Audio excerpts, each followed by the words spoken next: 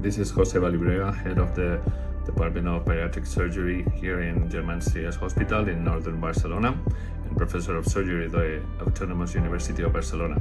First of all, I would like to thank the Beard organization for this kind invitation.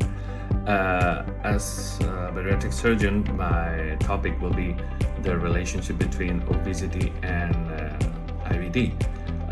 As a pediatric surgery and obesity researcher, my presentation will highlight the close relationship between IBD and obesity and the different strategies for treating both problems, both drugs, surgery, and something in between. And I really look forward to see you all very soon in Brussels. Take care.